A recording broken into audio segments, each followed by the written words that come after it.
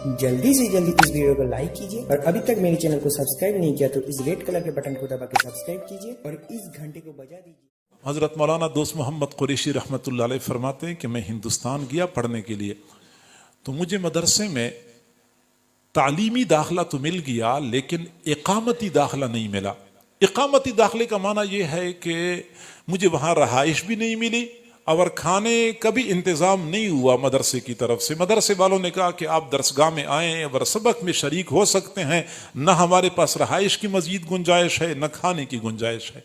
फरमाते हैं कि मैं परेशान था कि क्या करूं।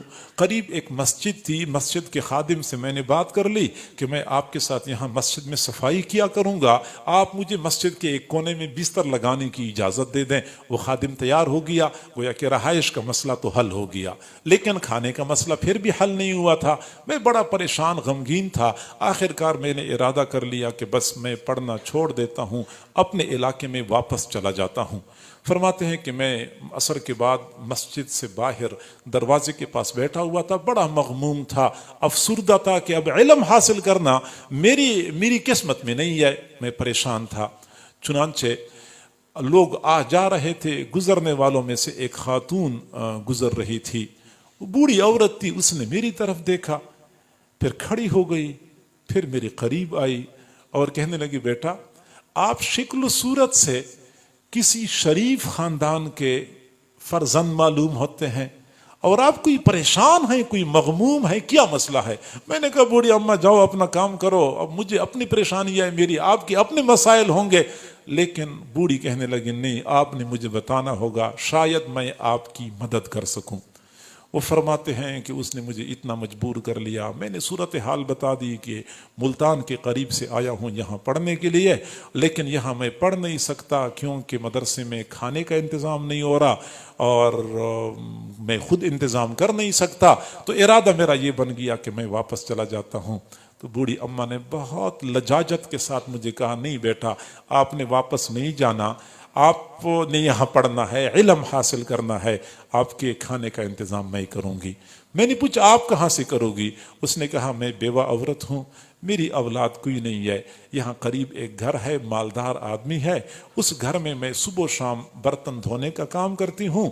तो मुझे सुबह के वक्त 2 चपातियाँ मिल जाती हैं, शाम को भी 2 चपातियाँ मिल जाती हैं। एक चपाती मैं खाया करूंगी, गुजारा करूंगी, और एक चपाती पे आप गुजारा करें, यूं आपका वक्त गुजरता रहेगा, आप इल्म हासिल करेंगे। फरमाते हैं कि मैंने कहा बहुत अच्छी बात है। चुनांचे वो खातून मुतमईन हो गई।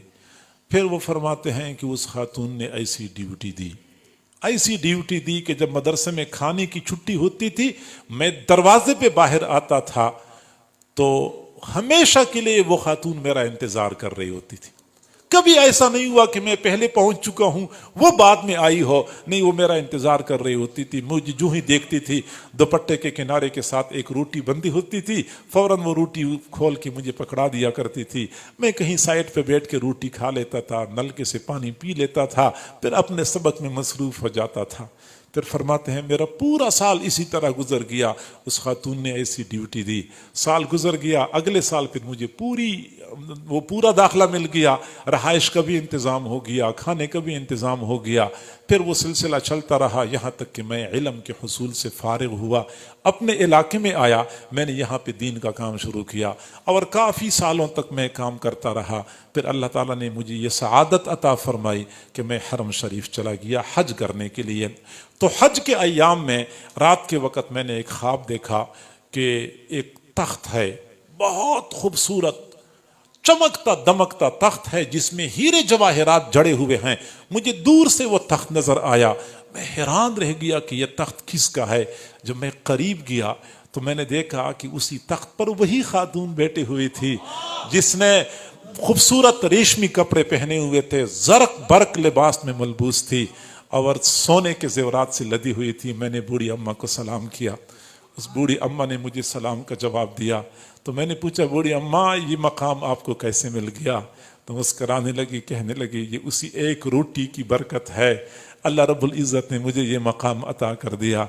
जब मुझे अल्लाह के सामने हिसाब किताब के लिए पेश किया गया तो जब फरिश्तों ने कहा कि अल्लाह इसका हिसाब लेना है, اللہ نے فرمایا کہ اس نے میرے ایک مہمان کی خدمت کی ہے، اس کا حساب لیتے ہوئے مجھے شرم آتی ہے، اس کو ویسی ہی اعلیٰ مقام عطا کر دو۔